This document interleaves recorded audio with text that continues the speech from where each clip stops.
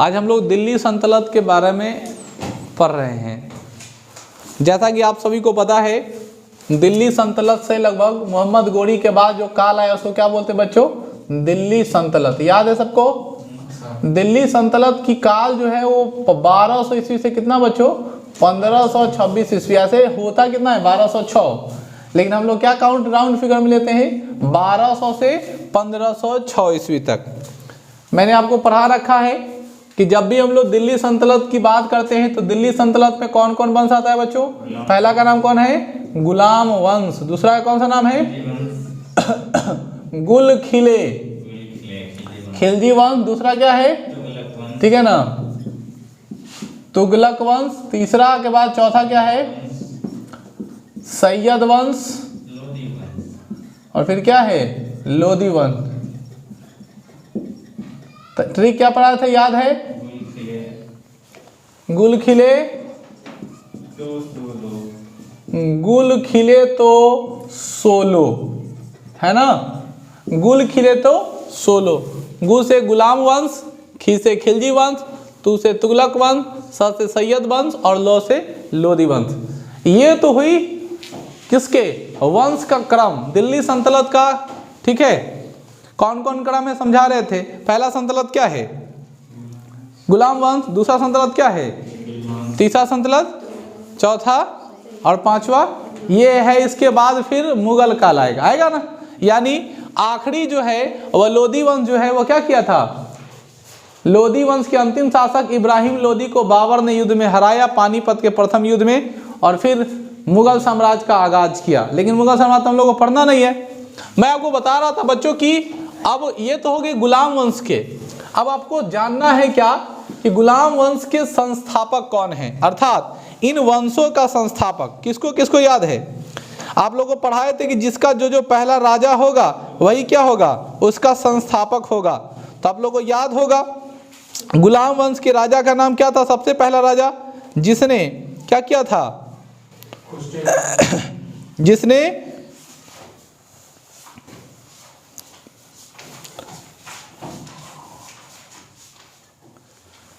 याद है गुलाम वंश के लिए हम लोग क्या इस्तेमाल किए थे? पहला का नाम क्या है? कुतुबुद्दीन ऐबक, ऐबक साहब। यानी कुतुबुद्दीन ऐबक, पूरा नाम लिखने में मन नहीं कर रहा है, नाम सुनो। गुलाम वंश के संस्थापक कौन था? कुतुबुद्दीन ऐबक। आप कह सकते हो कि दिल्ली सल्तनत का शुरुआती राजा कौन है? कुतुबुद्दीन ऐबक। लेकिन कुतुबुद्दीन ऐबक जो है वो अपने जीवन काल में ऐसा कोई भी अच्छा काम नहीं किया जो राजा का एक गुण होता है। कोई भी शासक का एक स्पेशल गुण होता है, वो ऐसा कोई भी काम नहीं किया। इसीलिए दिल्ली सल्तनत का वास्तविक संस्थापक कुतुबुद्दीन ऐबक को नहीं, इल्तुतमिश को माना जाता है। किसको माना जाता है? क्वेश्चन है, दिल्ली सल्तनत का पहला राजा कुतुबुद्दीन ऐबक, गुलाम वंश का पहला राजा कुतुबुद्दीन ऐबक, दिल्ली सल्तनत का वास्तविक संस्थापक इल्तुतमिश का है। इल्तुतमिश के पास वैसी क्वालिटी थी। राजा का क्या है? सोने का सिक्का चलाना, ये नहीं चलाया। राजा का क्या है? कोई क्षेत्र विस्तार करना, नहीं किया। राजा का काम क्या है? लड़ाई करना, कोई लड़ाई नहीं लड़ा। राजा का काम क्या है? कोई ना कोई सर्वांगीण विकास करना है, कुछ करवे नहीं किया। इसीलिए क्या है? एगो काम किया था बच्चों, ठीक है ना, कुतुबुद्दीन ऐबक। अब इसके बारे में हम लोग बाद में चर्चा करें, चूंकि हम लोग को गुलाम वंश हम लोग को पढ़ना ही पूरा डिटेल में। तो कुतुबुद्दीन ऐबक ने ऐसा काम किया जो मैं आपको समझा रहा था। इसके बाद कौन सा बच्चों? खिलजी वंश का कौन है? जलालुद्दीन खिलजी। ठीक है, कौन खिलजी बच्चों? जलालुद्दीन खिलजी। तुगलक वंश का गयासुद्दीन तुगलक। सैयद वंश का खिज्र खां। बहलोल लोधी, बकलोल नहीं, बहलोल लोधी। नाम याद आ रहा है? अच्छा, आपसे अब सवाल पूछेगा कि बताओ कि इन सभी वंशों में सबसे ज्यादा दिन तक शासन दिल्ली सल्तनत पर कौन राज्य किया? कौन वाला? ठीक है ना, खिलजी वंश, तुगलक वंश। कैसे? ठीक है ना, ठीक है ना। आप लोगों में पढ़ा दिया था कि याद रखना सबसे ज्यादा तक, दिन तक अगर कोई शासन किया है तो किसने किया बच्चों? तुगलक वंश। किसने? अब ये भी याद करने वाली बात है। बहुत अच्छे अच्छे टॉपिक हम कर रहे हैं, अच्छे समझें, जहां से एग्जाम में डायरेक्ट सवाल आता है। पहला सवाल कि दिल्ली सल्तनत का संस्थापक कौन है? कौन है? कुतुबुद्दीन ऐबक। वास्तविक संस्थापक इल्तुतमिश। क्यों कहा जाता है? क्योंकि इसके कुतुबुद्दीन ऐबक के पास कोई क्वालिटी नहीं थी राजा वाली। अब आते हैं दूसरा वंश कौन है बच्चों? खिलजी वंश। कौन है बच्चों? खिलजी वंश का संस्थापक क्या नाम है? जलालुद्दीन खिलजी। तुगलक वंश, तुगलक वंश का संस्थापन कौन है? गयासुद्दीन तुगलक। उसके बाद कौन? सैयद वंश, सैयद वंश का खिज्र खां। और लोदी का कौन? बहलोल लोदी। ठीक है ना। आज जिस समय गाना निकलता है मिलल बकलोल मर्दा, उस समय पर्जा गा रहा होगा मिलल बकलोल लोदी। ठीक है ना। लोदी वंश का संस्थापक क्या था? मिलल बकलोल लोदी, है ना। तो लोदी नामे कैसन कैसन था?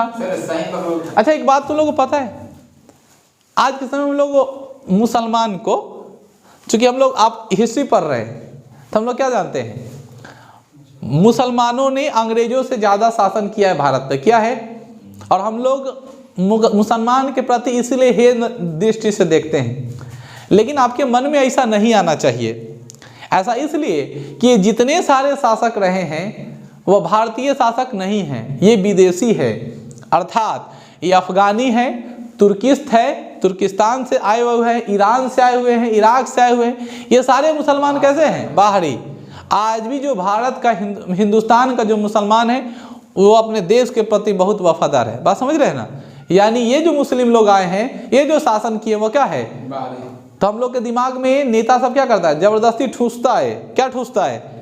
कि मुसलमान ऐसा किया इसीलिए हमको उसे हर्ट करना चाहिए। बाकी वो हम लोग यहाँ का मुसलमान है ही नहीं, वो तो विदेशी मुसलमान है। अगर मुस्लिम लोग को हम लोग से प्रॉब्लम होता तो जब भारत आज़ाद हुआ और 14 अगस्त को एक नया मुल्क बना तो उसी समय क्या होता? पाकिस्तान को पकड़ लेता। लेकिन वो अपने देश के प्रति वफादार से रुका रहा कि नहीं। इसलिए मुसलमानों के प्रति जो हमारी सोच है उस सोच को क्या करना पड़ेगा? बदलना पड़ेगा। बात समझ में आई। लेकिन ये अफगानी सब जो है वो हिंदू को बहुत परेशान किया है, इसमें कहीं से कोई दो राय नहीं है। इस बात को मुसलमान को समर्थन करना चाहिए। दुख इस बात का होता है कि मुस्लिमों के पास क्षमता नहीं है कि सही को सही और गलत को भी वो सही करने लगता है, इस पर डिपेंडेंट चलने लगता है। नहीं तो भारत के मुसलमान पे कभी भी, ठीक है ना, उसके देशभक्ति पर डाउट नहीं होना चाहिए। वह देश से बहुत ज़्यादा प्रेम करता है ना। आगे हम लोग बढ़ते हैं बच्चों। जलालुद्दीन खिलजी, कुतुबुद्दीन ऐबक, इस यहाँ पे हम लोगों को पढ़ा रहे थे कि दिल्ली सल्तनत का जो सबसे ज्यादा दिन तक जो वंश शासन किया उसका क्या नाम है? तुगलक वंश। क्या नाम है बच्चों? आप लोग को कल हम टाइम पीरियड बता दिए थे, पढ़ाए थे ना। उस टाइम पीरियड में आप लोग को याद होगा कि तुगलक वंश जो है वो किस प्रकार, ठीक है ना, सबसे ज्यादा दिन तक शासन किया। आप वहां पे टाइम पीरियड देखेंगे तो आपको याद रहेगा, और अगर नहीं याद रहता है तो मेरा ये टिक याद रखेंगे तो आपको समझ में आ जाएगा। वो क्या है समझो। तू से तुगलक वंश, सबसे ज्यादा दिन तक शासन कौन किया? तुगलक सरबी याद रखेंगे तो याद हो जाएगा। तू से कौन वंश बच्चों? तुगलक वंश। सबसे ज्यादा दिन तक शासन कौन किया? तुगलक वंश। तुगलक सरबी, तुगलक। ग से कौन वंश बच्चों? गुलाम। उसके बाद कौन वंश आएगा? उसके बाद कौन आएगा? ल से लोदी वंश। कौन वंश? क से कोई वंश है नहीं, तो स से कौन वंश होगा? सैयद वंश। याद आ रहा है बच्चों? तो पहले कौन? तुगलक। तुगलक के बाद गुलाम। गुलाम के बाद लोदी। लोहियत के बाद सैयद के बाद जो बच गया तो क्या होगा? सबसे कम। ठीक है ना। बात समझ में आया? कोई दिक्कत है? याद रखेंगे, ये आपके लिए बहुत इंपॉर्टेंट है। क्योंकि बच्चों खिलजी वंश का कोई भी अच्छा राजा एक वो था जो ससुरा पागल था, जिसका नाम था कौन? अलाउद्दीन खिलजी। वो पागल बादशाह था, ठीक है ना, पागल की तरह करता था। क्या क्या पागलपन करता था वो बाद में चर्चा करें। समझ में आई? तो आप लोग को याद रखना क्या है बच्चों ट्रिक? तुगलक सरबी। इससे क्या पता चलेगा कि सबसे ज्यादा दिन तक शासन करने वाला कौन था। ठीक है, चलिए अब हम लोग क्या शुरू करेंगे बच्चों? गुलाम वंश शुरू करेंगे। कौन शुरू करेंगे वंश? ये सबको समझ में आ गया? यहाँ से कुछ लिखना चाहते हैं तो जल्दी फटाफट, मिटाएंगे नहीं, वो तो बातें करते समय लिखना पड़ेगा, उतना देर रुकेंगे नहीं। हम बात कर रहे हैं, समझ रहे हैं, कलम चलना चाहिए, ठीक है ना। आप आराम से बैठ के अपने हाथों को रोक करके आराम से सुनिएगा, लिखा लिखी कीजिएगा तो फिर दिक्कत। मैं फिर से रिपीट कर देता हूँ, गुलाम वंश के संस्थापक कुतुबुद्दीन ऐबक, खिलजी वंश का संस्थापक जलालुद्दीन खिलजी, तुगलक वंश का संस्थापक गयासुद्दीन तुगलक, सैयद वंश का संस्थापक खिज्र खां और लोदी वंश का संस्थापक बहलोल लोदी। आप सभी को पता है कि दिल्ली सल्तनत जो है वो आज मध्यकालीन भारत है और मध्यकालीन भारत के इस सभी अवस्थाओं को जब हम देखते हैं तो उसमें सबसे पहला गुलाम वंश है। अब मैं आपको बता दूं कि गुलाम वंश का नाम गुलाम वंश ही क्यों रखा गया। तो मैंने आपको पढ़ा रखा था कि मोहम्मद गोरी के पास गुलाम था। क्या था? मोहम्मद गोरी का ये सब क्या था? गुलाम था। और मोहम्मद गोरी का गुलाम, ठीक है ना, ठीक है ना, और गुलाम रहकर ही एक नए साम्राज्य की स्थापना कर दिया। मैं कितना बार बोल चुका हूं इस बात को और आप लोग भी समझो कि गुलाम वंश के जो राजा लोग जो हुए, कुतुबुद्दीन उस समय सक्षम नहीं था, इसलिए गुलाम बन के रहा। जब सक्षम हो गया तो उड़ेल दिया, ठीक है ना। इसीलिए आदमी को हमेशा क्या होना चाहिए? सक्षम बनना चाहिए। नहीं पहले ही अगर लड़ जाता, गुलाम नहीं रहता तो फिर क्या होता? डेवलपमेंट नहीं होता, कहानी खत्म हो जाती। तो आप लोग को एकदम डेवलप रहना चाहिए। अब मैं आपको बताता हूँ गुलाम वंश के बारे में। किस वंश के बारे में? अभी गुलाम वंश कौन है, क्या क्या है, उसको पहले समझिए। गुलाम वंश के पहले राजा जो है वो कुतुबुद्दीन ऐबक है। सुन लो बच्चों, गुलाम वंश के पहले राजा कौन है? कुतुबुद्दीन ऐबक। तो हम लोग याद रखेंगे कौन वंश? गुलाम वंश। गुलाम वंश का काल कितना है याद है? गुलाम वंश का कितना काल है बच्चों? 1206 से 1290 ईस्वी तक कौन आया? गुलाम वंश आया। कौन आया? गुलाम वंश के पहले राजा का नाम क्या था? कुतुबुद्दीन ऐबक। कुतुबुद्दीन ऐबक। अब समझने वाली बात यह है, अभी मैं रिपीट कर दे रहा हूं फिर से।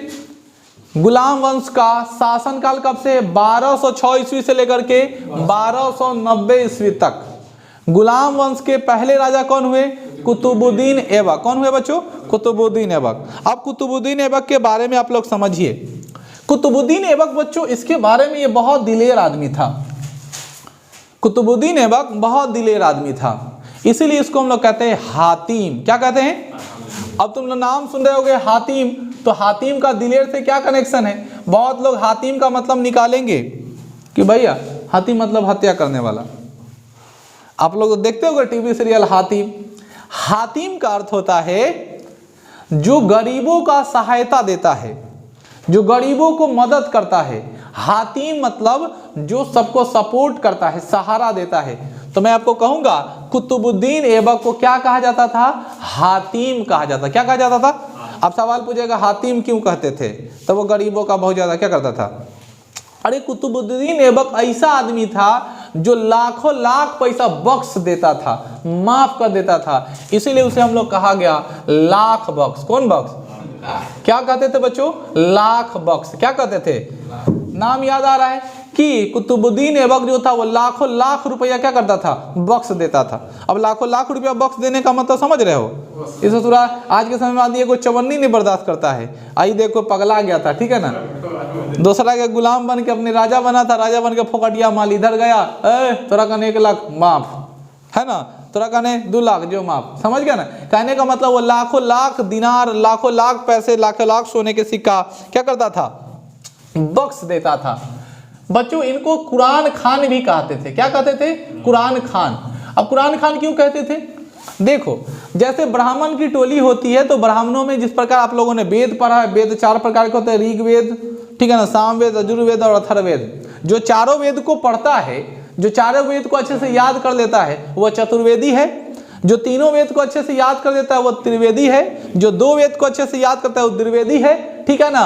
और जो 1 वेद को याद करता है, ठीक है ना, जो नॉर्मली, ठीक है ना, जिससे वो अपना काम तंत्र वेद कर पाए। तो ये अलग अलग जो है वेदों का क्या है? ब्राह्मणों का प्रकार है। और जो कुछ नहीं जानता है, ठीक है ना, वो गांव में झोला लेकर के लोग का दिन देखता है और लोगों का क्या करता है, ठीक है ना। जो कुछ नहीं याद किया है, जो कुछ नहीं पढ़ा है, वो लोगों को मूर्ख बनाता है। विद्वान कभी किसी को मूर्ख नहीं बनाए। मूर्ख कौन बनाता है? जो कुछ नहीं जानता वही एक दूसरे को क्या करता है? मूर्ख बनाता है, ठीक है ना। कि तोरा पर ग्रह उत्तर में न जाइए, पश्चिम में जाइए, दक्षिण में न जाइए, उत्तर में जाइए। ये मूर्ख बनाने वाला लोग है, तो ये ठगुआ है, ठीक है। जो कुछ नहीं जानता वो क्या है? ठगुआ। लेकिन ये कुतुबुद्दीन ऐबक जो है अपने कुरान को पूरे अच्छे से याद कर लिया था, इसीलिए इसे क्या कहा जाता है? कुरान खान कहा जाता है। तो आपसे सवाल पूछ सकता है, हातिम किसे कहा गया, क्या बोलेंगे बच्चों, हातिम किसे कहा गया है, कुतुबुद्दीन ऐबक को। लाख बख्श किसे कहा गया है, कुतुबुद्दीन ऐबक को। कुरान खान किसे कहा गया है, कुतुबुद्दीन ऐबक को। क्यों कहा गया बच्चों, कुरान इसको अच्छे से याद है। क्या याद था, कुरान इसको अच्छे से याद है। तुम लोग अपने गुरुजी के लिए कुछ नहीं कर सकते, ठीक है ना। तुम लोग अपने गुरुजी के लिए ज्यादा टीचर डे के दिन एगो केक ले आओगे और हैप्पी टीचर डे थोपा थोपी कर दोगे। लेकिन कुतुबुद्दीन ऐबक जो था अपने गुरु जी के लिए, अपने मतलब क्या बोलते हैं, ईश्वर समझ सकते, उसके लिए भगवान था। अपने गुरु को भगवान मानता था। और उसके गुरु का नाम था बख्तियार काकी। क्या नाम था, ध्यान से सुनना, क्या नाम था, बख्तियार काकी। और ये बख्तियार काकी जो उसके गुरु थे, उसको खुश करने के लिए उसके नाम पर, ठीक है ना, वो बनाना शुरू किया कुतुब मीनार। क्या बनाना शुरू किया। अब तुम सोचोगे भैया ये कुतुब मीनार बनता का है, तो पहले कुतुब मीनार है कहाँ। तो कुतुब मीनार जो है वो मेहरौली के आसपास है। दिल्ली का जो सबसे लास्ट इलाका पड़ता है मेहरौली, जहाँ अभी आज के समय बहुत फेमस केस चल रहा था, वो लड़की का नहीं सुन रहे थे, जिसके 32 टुकड़े कर दिए गए थे, मेहरौली के जंगलों में जो फेंक दे रहा था। सबसे अंतिम छोर दिल्ली वहां पे जाके खत्म हो जाता है। उस क्षेत्र में, समझ गया ना, क्या बनवाया कुतुबुद्दीन ऐबक अपने गुरु बख्तियार काकी के याद में, क्या बनवा दिया, कुतुब मीनार। लेकिन ये बच्चों कुतुब मीनार जो बना रहा था वो पूरा काम कर नहीं पाया। बात समझ में आया। तो कुतुब मीनार से जुड़ी बहुत बातें हैं, कुतुब मीनार से रिलेटेड हर चीज है, ठीक है। तो आप लोग याद रखिएगा, बख्तियार खिलजी, बख्तियार काकी, ठीक है ना, और एक बख्तियार खिलजी, दो नाम हैं, बख्तियार खिलजी। याद है बख्तियार खिलजी कौन है, किसी को याद है। मैंने आपको पढ़ा रखा है कि बख्तियार खिलजी ने नालंदा विश्वविद्यालय को जलाया, बख्तियार खिलजी ने नालंदा विश्वविद्यालय को भ्रष्ट किया, बख्तियार खिलजी ने विश्व के सबसे पुरातन विद्यापीठ को बर्बाद किया। बख्तियार खिलजी कुतुबुद्दीन ऐबक का सेनापति था। क्या था, सेनापति। याद रखेंगे। अब तुम सोचोगे कि इसमें खिलजी लगा हुआ है इसलिए कहीं खिलजी वंश का होगा, यहाँ पे तो लफड़ा हो जाता है। और ऑप्शन में देगा लड़का आंख मूंद के मार देगा। आपको इतना समझना है कि बख्तियार खिलजी किसका सेनापति था बच्चों, कुतुबुद्दीन ऐबक का। और इसने किसको नष्ट किया, नालंदा विश्वविद्यालय जो बिहार शरीफ के आसपास, ठीक है, बिहार शरीफ उसका मुख्यालय है और ये आपके बिहार में पड़ता है। नालंदा विश्वविद्यालय को बर्बाद कर बनाया कौन था बच्चों, नालंदा विश्वविद्यालय को किसने बनाया था, कुमार गुप्त। कौन ने बनाया था, नालंदा विश्वविद्यालय को किसने बनाया था, कुमार गुप्त ने। कौन वंश का था, गुप्त वंश का। कौन वंश का। अपना जीवन में ये वो काम किया था जिसका नाम हम लोग बार बार क्या करते हैं, लपेटते हैं। अगला है बच्चों, एक है अजमेर में 2.5 दिन का झोपड़ा बनाया था। कितने दिन का, 2.5 दिन लगी झोपड़ा। होता है ना, राजा कहीं जाता है खेले खेले खेले, ठीक है ना, तो राजा कहीं कहीं गया तो अजमेर में बनाया 2.5 दिन का झोपड़ा। 2.5 दिन का झोपड़ा बनाए, ऐसा माना जाता है, उसका शिलालेख से प्राप्त होता है कि ठीक है ना, वो जो था वह पहले संस्कृत स्कूल था। बस समझ में आई, क्या था, संस्कृत स्कूल।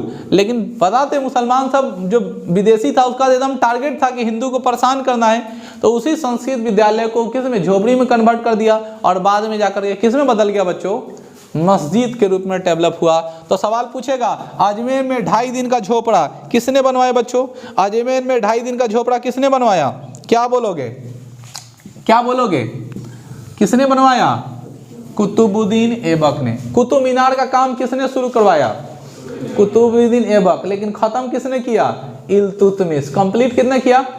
अभी कुतुब मीनार से रिलेटेड बहुत बड़का बड़का बात है जिसको समझो। सबसे पहले कुतुब मीनार बनाना शुरू किया कुतुबुद्दीन ऐबक, ठीक है। पूरा किसने किया, इल्तुतमिश। किसने किया, ठीक है। अब जैसा ये इल्तुतमिश जब तैयारी शुरू किया तो अलाउद्दीन खिलजी, जिसको पागल बादशाह कहते खिलजी वंश का, उसको जरंत था। बोला अरे ठीक है ना, ई तुम बना दिया तो अपना नाम रखेगा, हम अपना नाम रखेंगे, हम अपना भी नाम बनवाएंगे, तुमसे ऊंचा बनवाएंगे, ठीक है ना।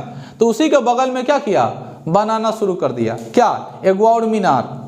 अब एक और जब मीनार बनाना शुरू किया तो उसका सेनापति था, उसी को बोले जाओ मीनार बनवाना। अरे तो मीनार कौन बनाएगा, जो इंजीनियर होगा, जो कंस्ट्रक्शन का काम करता हो ना, सेनापति को बोलेगे मीनार बनाए तो लगा मीनार बनाने। अब मीनार बनाया बस जैसा ही आधा पड़ गया होगा, वो बोला कि अब नहीं जाएगा, मीनार क्या हो जाएगा, गिर जाएगा। तो मान लो कुतुब मीनार ऐसा है, ठीक है ना, जा ऐसे है कुतुब मीनार, है ना, नीचे से मोटा और ऊपर पतला। ये जो बना रहा था बकलोलवा, ये पूरा एकदम एक भर से बराबरे बराबर, तो आधे पड़ गया होगा, वो बोला अब जाएगा तो क्या होगा, सुत रहेगा, इसलिए बनाएगा नहीं। तो अलाउद्दीन खिलजी वाला जो बनने वाला जो था मीनार, वो मीनार क्या हो गया, कैंसिल हो गया, वो बन नहीं पाया। तो अलाउद्दीन खिलजी के बारे में ऐसा ने बात कहा गया। बात समझ में आई, किसी को कोई दिक्कत है? अच्छे से आप लोग याद रखिएगा, ये अलाउद्दीन खिलजी, ठीक है ना, अपने जीवन में, ठीक है, प्रतिस्पर्धा शुरू से आ रहा है। प्रतिस्पर्धा आज का नहीं है, प्रतिस्पर्धा बहुत शुरू से आ रहा है। अगर प्रतिस्पर्धा का मतलब जिसको हिंदी में कहते हैं कंपटीशन, किसी भी काम में बच्चों का कंपटीशन नहीं होगा ना तो मजा नहीं आएगा। एक वंश को दबाकर दूसरा वंश को दबा, अपने बाप को मारकर बेटा राजा बना, मतलब फिर उसके बेटे को मारकर फिर अगला राजा बना, ऐसा ही प्रोसेस चलता रहता था, ठीक है। तो तुम सोच सकते हो कि कुतुबुद्दीन ऐबक जो है अपने जमाने में क्या किया, बहुत सेपरेट तक ही काम कर पाया, उतना अच्छा काम नहीं कर पाया, लेकिन जो भी किया वो क्या किया, साफ सुथरा किया। कुतुबुद्दीन ऐबक के लिए सबसे बड़ी प्रॉब्लम थी क्या, कि आप लोग को पता है, आप लोग गद्दर का गाना सुने हैं, ठीक है ना, और गद्दर का गाना सुने हैं, उसमें एक वर्ड आता है जिसका नाम है लाहौर। लाहौर कहाँ पड़ता है, अब तो पाकिस्तान में, उस समय कहाँ था बच्चों, हिंदुस्तान यानी पंजाब में था ना। अब ये ऐसा बकलोलवा है जगह तो नहीं से आने का है, एंट्री मार लिया। नाम क्या है बच्चों, दिल्ली सल्तनत। सभी लोग राजा जो है वो सब सबके सब राजा कहाँ से शासन किया है, दिल्ली से। दिल्ली से सेंटर बनाया और दिल्ली से राज करना शुरू किया, पूरे भारत पे राज करता था। लेकिन ये चोटा जो है कुतुबुद्दीन ऐबक वो कहाँ किया, लाहौर से। कहाँ थे, यानी ई दिल्ली में आए नहीं किया। तो दिल्ली जब नहीं आएगा तो उसको दिल्ली संस्थापक कैसे मानेंगे? तो याद रखना, कुतुबुद्दीन ऐबक शासन कहाँ से किया, लाहौर से किया। कहाँ से किया, लाहौर से। सेंटर माना लाहौर से और लाहौर से लड़ाई किया। तो पूछेगा कोनो, अब वो आके दिल्ली में अगर लड़ाई करता, दिल्ली को सेंटर मान के करता, इल्तुतमिश बड़ा होशियार था, सोचा दिल्ली में बड़ा सुविधा है, ठीक है ना, इधर कहाँ है भूजा फेंकेंगे, ठीक है ना, निकलते हैं कहाँ, दिल्ली।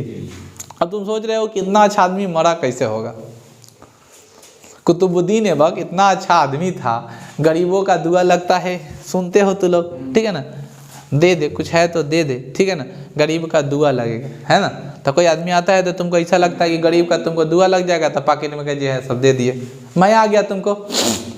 तो कुतुबुद्दीन ऐबक को भी तो गरीब का माया लगना चाहिए। यह हकीकत है दुनिया का कि कोई आदमी कहता है ना कि अमीर आदमी के साथ तुम रहोगे तो तुम अमीर बन जाओगे, तो जीवन में कभी नहीं बन सकते, कभी नहीं। अगर ऐसा होता तो मुकेश अंबानी के साथ जो 24 घंटा ड्राइवर रहता है ना, वो ड्राइवर नहीं रहता, वो भी मुकेश अंबानी 2 हो गया रहता। कभी भी कोई अमीर आदमी तुमको आगे बढ़ने का कभी रास्ता नहीं दे सकता है, कभी नहीं दे सकता है। तुमको अपना विजन साफ साफ खुद क्लियर करना पड़ेगा, तुमको अपने, ठीक है ना, निश्चित तुमको करना पड़ेगा कि तुम हो क्या। बात समझ में आई? आप लोग ये नहीं जानते तो सुनिए, ठीक है, आपका जीवन पाकल आम की तरह हो जाएगा। पाकल आम समझते हैं? नहीं समझते तो समझिए। देखिए, पाकल आम होता है ना, पाकल आम, आप आम खरीदने जाते हैं तो आम को क्या करते हैं, दबा दबा के देखते हैं। पाकल आम जो होता है वो हमेशा क्या करता है, सब आदमी दबा दबा के देखता है और दबा दबा के देखेगा कि पकल है कि नहीं। लेकिन वहीं पे वो बेल ले लेते हैं। क्या ले लेते हैं? बेल का नाम सुने हैं? तो बेल को जब देखिएगा तो बेल को लोग क्या करता है, सूंघ के, उसको दबाता नहीं है, उसको क्या करता है, लेता है और सूंघ करके उसके पका हुआ का अनुभव करता है। तो जब आप कमजोर रहिएगा ना तो सब वह पाकल आम की तरह सब वो क्या करेगा, दबा दबा कर देखेगा, सब सोचेगा कि पाकल है कि नहीं। लेकिन जब आप मजबूत हो जाइएगा ना तो दूरे से, ठीक है ना, मतलब होता है ना कि अमीर का गंध एक अलग टाइप का आता है, दूरे से समझ जाएगा कि इसका विशेष गंध है, ठीक है ना। और आपका जीवन पूरा बेल की तरह होना चाहिए, एकदम सशक्त, कि कहीं भी जाएं तो एकदम गंधे से पहचान लिया कि नहीं तो पाकल आम वाला है। ज़्यादा दाबते दाबते दाबते एक बार ऐसा ना जाएगा, अब रिजेक्ट माल हो जाएगा, बह जाइएगा, ठीक है ना। तो बेल और आम आपके जीवन में बहुत कुछ सिखाता है, आपको याद रखनी चाहिए, ठीक है। अब तुम सुनो कि लाहौर से ये शासन कर रहा था, गुलाम वंश का जो राजा था वो कहाँ से शासन कर रहा था?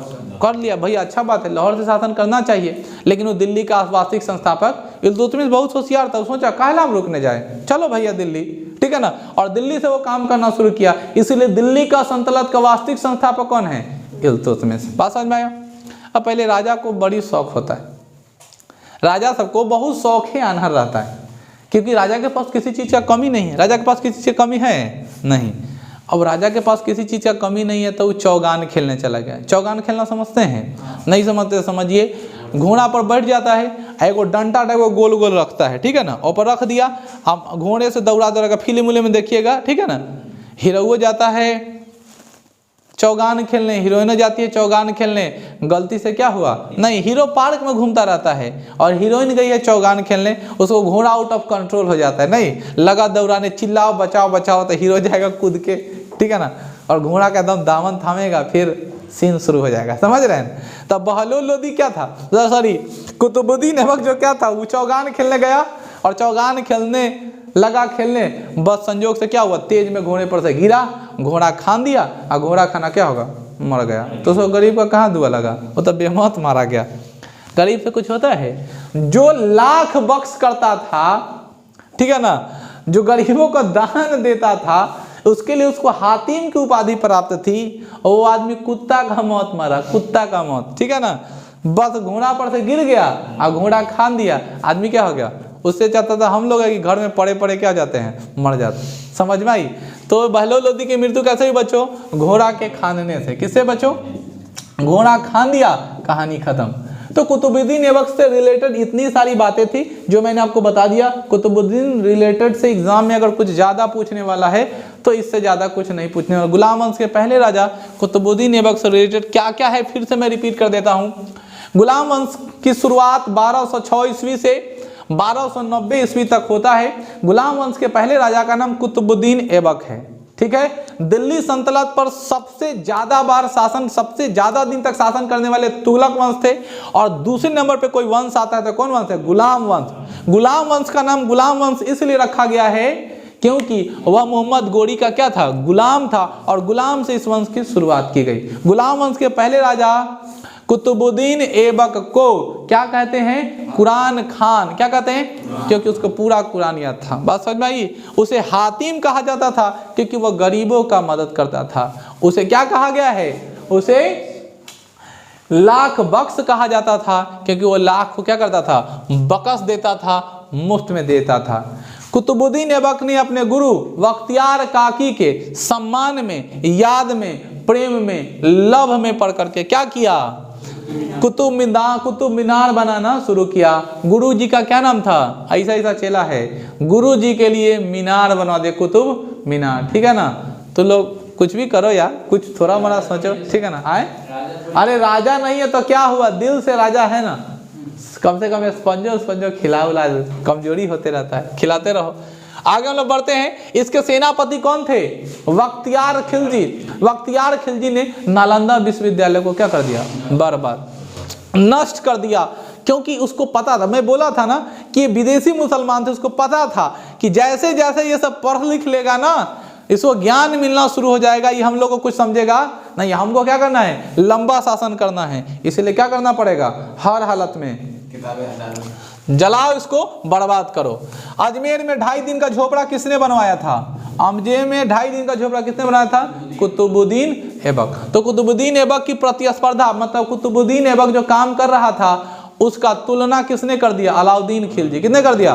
बोला हम वो मीनार बनाएंगे, बनाए, लेकिन उसका सक्सेस नहीं हुआ, इसलिए जीके में आया नहीं। लेकिन हकीकत है, जब हिस्ट्री पढ़िएगा तो आपको पता चलेगा अलाउद्दीन खिलजी माना नहीं। बस देखो, जब भी कोई आदमी टक्कर का होता है ना, तब उसका मिशन सक्सेसफुल हो जाता है, तभी वो बाहर आएगा। और मिशन सक्सेसफुल नहीं आएगा, हे ना ना हम ये सब ना पढ़े जी, शांत हो जाता है। समझ गए? अब हम लोग बात किसका करेंगे? अब हम लोग बात करेंगे गुलाम वंश के अगले राजा। कौन से बच्चों? इल्तुतमिश। इल्तुतमिश कौन था? रिकॉर्डिंग को थोड़ा देर बंद कर। इल्तुतमिश कौन था उसके बारे में थोड़ा समझ दिया था। ओला हटा दो, दूसरा में कर, पूरा क्लियर करके दूसरा कर।